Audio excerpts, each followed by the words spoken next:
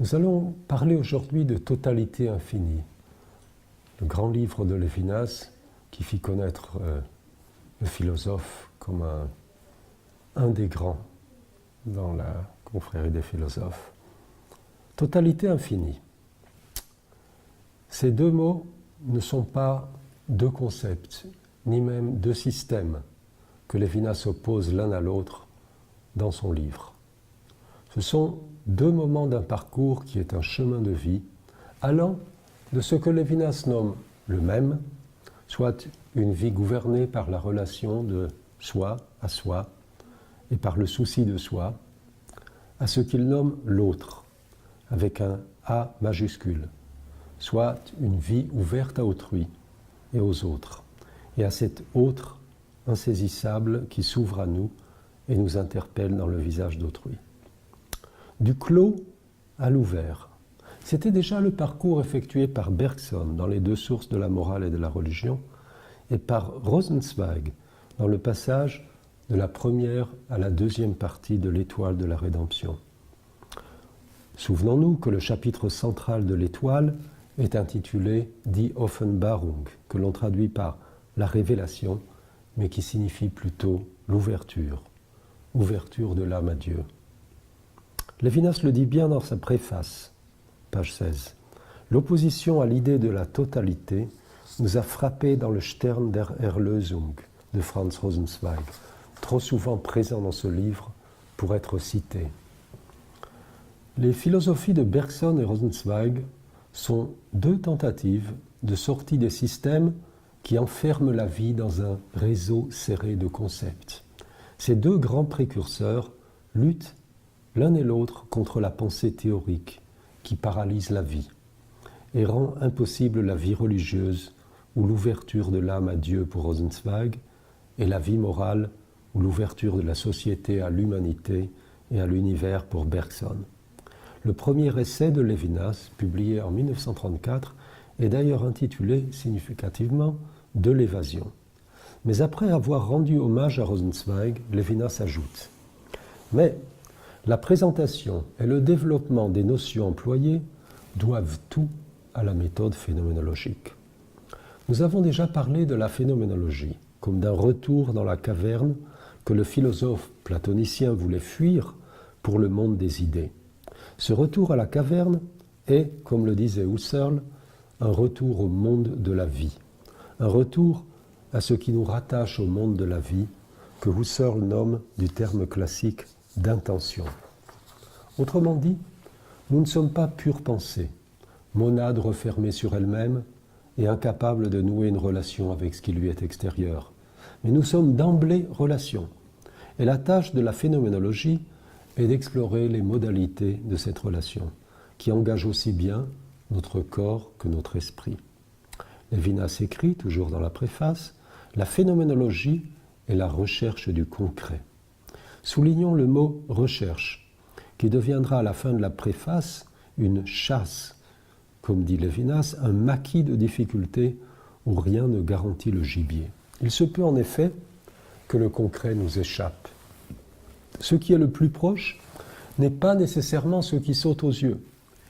Il se peut que ce qui est donné immédiatement au regard, ou ce qui se révèle au regard de l'âme dans la contemplation, nous dissimule le concret, et qu'il faille une véritable traque pour que le concret, recouvert par les formes et les concepts, nous apparaisse sans vraiment se montrer.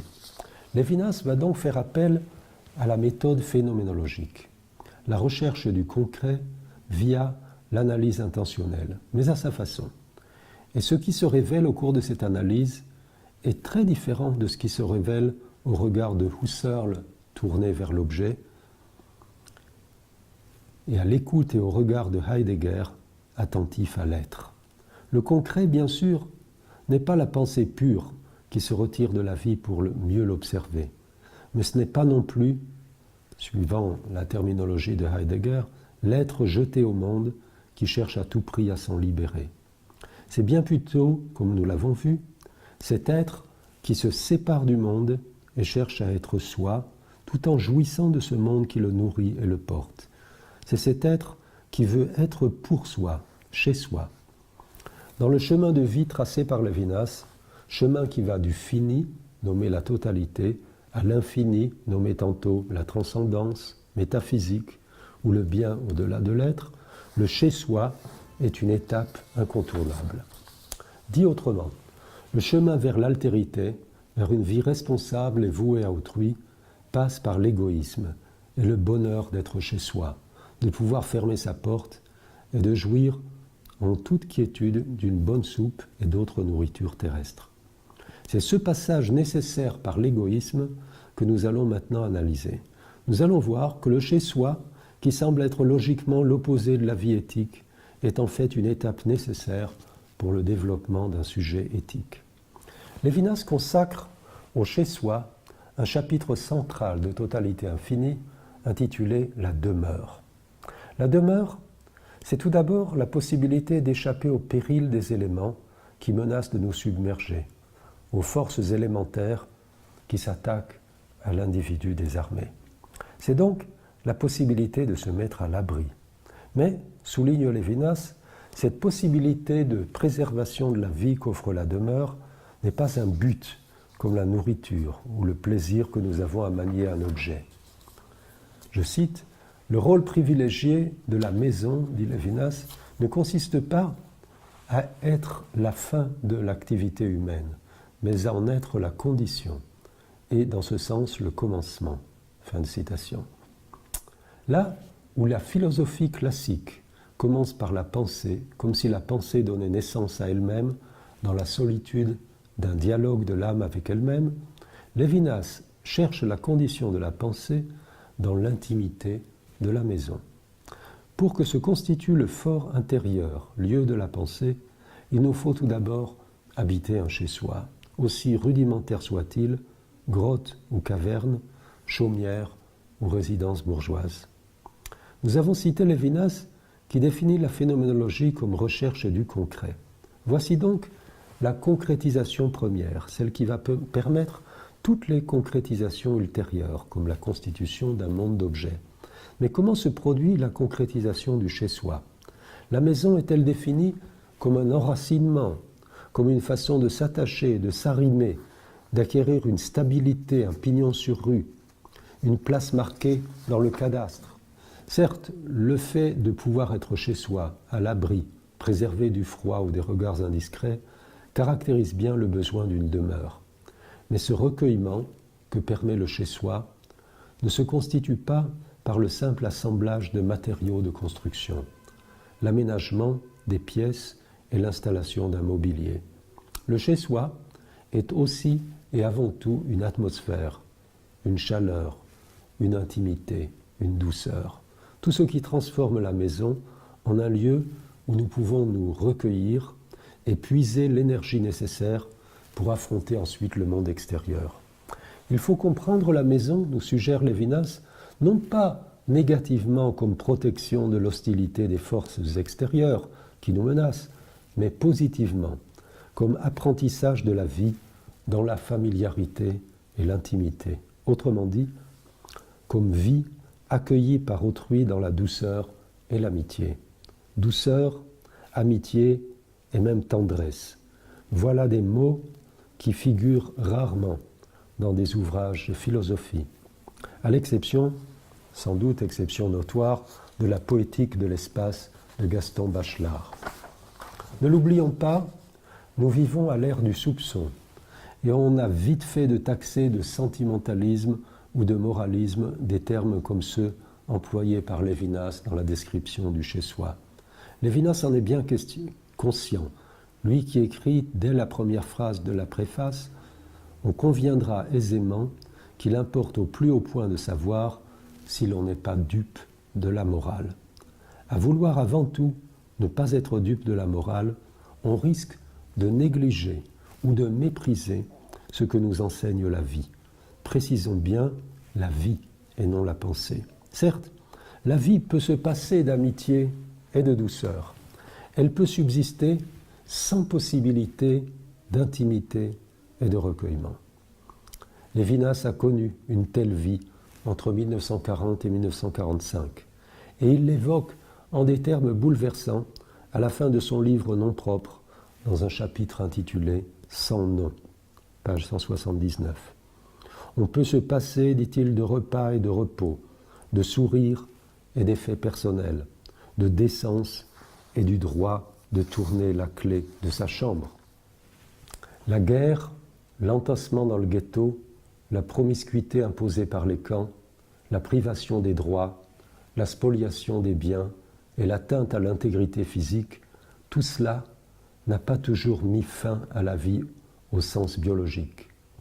Et Lévinas a eu la bonne fortune d'être libéré du stalag. Mais même en captivité, où l'on découvre la fragilité de tant de valeurs, je cite à nouveau Lévinas, toute la dignité humaine consiste à croire en leur retour. Fin de citation. Car nous ne sommes pas nés sans repas ni repos, sans effet personnel ni sourire. Bien au contraire, c'est tout cela qui fut balayé par la guerre qui a fait de nous des êtres humains. C'est tout cela qui a donné sens à la lutte de tous les instants contre l'inhumanité et la barbarie. Citons encore Lévinas, toujours dans le livre Non propre, page 180. Le suprême devoir, quand tout est permis entre guillemets, consiste à déjà se sentir responsable à l'égard de ces valeurs de paix. Ne pas conclure, dans l'univers en guerre, que les vertus guerrières sont seules certaines. Ne pas se complaire dans la situation tragique aux vertus viriles de la mort et du meurtre désespéré. Ne vivre dangereusement que pour écarter les dangers et pour revenir, dit Lévinas comme citant la Bible, à l'ombre de sa vigne et de son figuier. Fin de citation. Ce sont les valeurs de paix qui donnent sens à notre humanité. Or, ces valeurs de paix commencent chez soi, dès le moment où un visage s'est tourné vers le nôtre et nous a souri, nous souhaitant la bienvenue sur cette terre, dès le moment où des bras se sont ouverts et nous ont accueillis et bercés, dès le moment où une parole nous a été adressée et a fait de ce premier séjour qu'est la demeure le lieu et le temps d'une rencontre. Le recueillement, qui se produit dans la maison sous la forme de l'accueil, est essentiel pour que se produise dans l'être anonyme du monde un sujet capable de s'ouvrir à autrui. Et, dirions-nous en anticipant sur le deuxième grand livre de Lévinas, un sujet capable d'aimer, capable de surmonter sa propre finitude pour s'ouvrir infiniment à celle d'autrui. La maison est donc le lieu où peut s'accomplir notre première humanisation, à la faveur des gestes et des mots d'hospitalité qui humanisent notre premier contact avec le monde. Lévinas fait un pas supplémentaire vers la concrétude de la maison et hors de la philosophie lorsqu'il caractérise cet accueil comme celui, dit-il, de l'accueillant par excellence, l'accueillant en soi, l'être féminin. Le féminin, écrit-il, a été rencontré dans cette analyse comme l'un des points cardinaux de l'horizon où se place la vie intérieure. Et l'absence empirique de l'être humain de sexe féminin dans une demeure ne change rien à la dimension de féminité qui y reste ouverte comme l'accueil même de la demeure. Fin de citation. Comment ne pas penser à la remarque d'un sage du Talmud qui disait « Je n'ai jamais appelé ma femme, mais ma demeure, Beiti ». Même la disparition physique de la femme, et l'on pense à ce qu'a pu signifier pour Lévinas la disparition tragique de sa mère en Russie et les années de séparation de son épouse et de sa fille. Même donc cette disparition ne peut mettre fin à cette dimension de féminin qui est pour nous la première rencontre avec le visage humain. D'abord, et avant toute chose, avant l'objectivité, avant la connaissance objective des choses et des êtres, avant la capacité d'embrasser le monde par le regard et la connaissance, il y a eu cette première ouverture au sein de l'être. Nous avons ainsi découvert la possibilité de nous retirer en nous-mêmes, possibilité qui sera ultérieurement la condition d'un accueil d'autrui dans l'espace intérieur ainsi ouvert. Avant de percevoir les choses en tant que telles et de rechercher les lois qui gouvernent ces choses, nous avons ressenti en nous la chaleur d'une main et d'un corps, l'illumination d'un sourire, la douceur d'une caresse. Est-ce faire preuve de sentimentalisme que de rappeler tout cela? Ou bien est-ce mettre en œuvre la recherche du concret qu'est la phénoménologie et, comme le dit Lévinas, la recherche des horizons oubliés que la pensée tournée vers l'objet nous dissimule?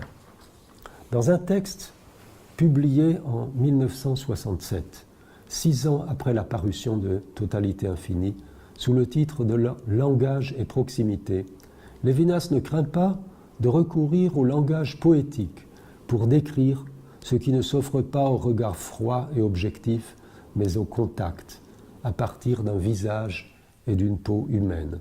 Voici ce texte, un des plus beaux selon moi dans l'œuvre lévinassienne.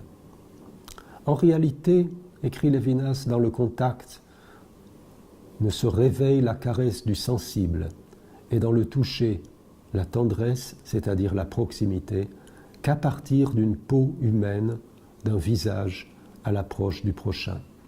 La proximité des choses est poésie. En elle-même, les choses se révèlent avant d'être approchées. Dans l'effleurement de l'animal, déjà le cuir durcit sous la peau. Mais les mains qui ont touché les choses, les lieux foulés par les êtres, les choses qu'ils ont tenues, les images de ces choses, les fragments de ces choses, les lettres tracées, les vestiges, les reliques. Sur toutes ces choses, à partir du visage et de la peau humain, s'étend la tendresse. La connaissance retourne à la proximité, au sensible pur. La matière, investie comme objet et outil dans le monde, c'est aussi, pour l'humain, la matière qui m'obsède par sa proximité.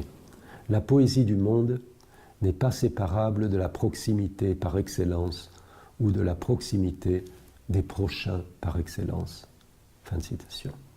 Texte étonnant qui va à contre-courant de la compréhension moderne de la matière, telle que la conçoit Descartes. Matière qui n'a rien d'humain, matière qui n'est qu'agrégat d'atomes et de molécules, matière composable et décomposable à volonté, mais aussi corps humain compris à partir de la matière, corps humain qui peut être réduit à la matière, soumis à des expériences scientifiques, corps violenté, profané, corps sans visage, défiguré, corps que les bourreaux allemands ont pu nommer Schmattes, chiffon, Stücken, morceau, comme on décompte des billots de bois. Or, que nous dit Lévinas, qui sait tout cela, et porte, comme il le dit, cette tumeur dans sa mémoire? Il nous dit que tout cela n'est que la réduction et la privation de tout ce qui nous est donné de prime abord. Avant d'être heurtés par une matière sans âme, nous avons connu, dans l'intimité de la demeure, la proximité habitée et vivifiée par la présence humaine, et le plus souvent par une présence féminine. Dans un texte de 1960, intitulé « Le judaïsme et le féminin », Lévinas cite un dialogue entre un sage du Talmud et le prophète Élie. Le sage, Rabbi Yossi, interroge le prophète sur le sens du verset « Il n'est pas bon que l'homme soit seul, dit Dieu, je vais lui faire une aide face à lui. » En quoi, demande Rabbi Yossi, la femme est-elle une aide pour l'homme? Question surprenante, mais la réponse du prophète ne l'est pas moins. L'homme amène du blé à la maison. Mâche-t-il du blé? Il apporte du lin. Peut-il se vêtir de lin? La femme éclaire ses yeux, elle le remet sur pied. Et cela, demande Lévinas, la confirmation du statut ancillaire de la femme comme servante. Ou bien faut-il penser que le monde transformé par l'homme, le blé et le lin, entreposés comme marchandises, ce monde civilisé et commercialisé n'est pas un monde habitable. C'est un monde impersonnel, dit Lévinas, comme les hangars d'usines et de cités industrielles où les choses fabriquées restent abstraites, vraies, de vérité chiffrable et emportées dans le circuit anonyme de l'économie, procédant de savantes planifications qui ne peuvent empêcher, mais préparent des désastres.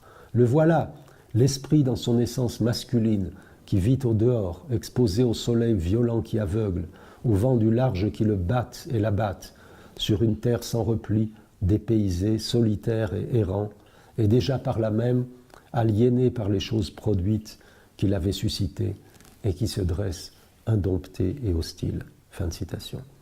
Voici donc le monde produit par la philosophie, la science, la technologie et l'économie moderne.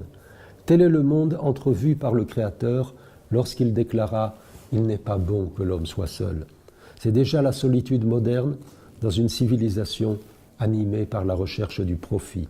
À cela, à cette détresse provoquée par l'inhumanité de l'humain, prise au piège de sa volonté de puissance, le Créateur répond en créant la femme.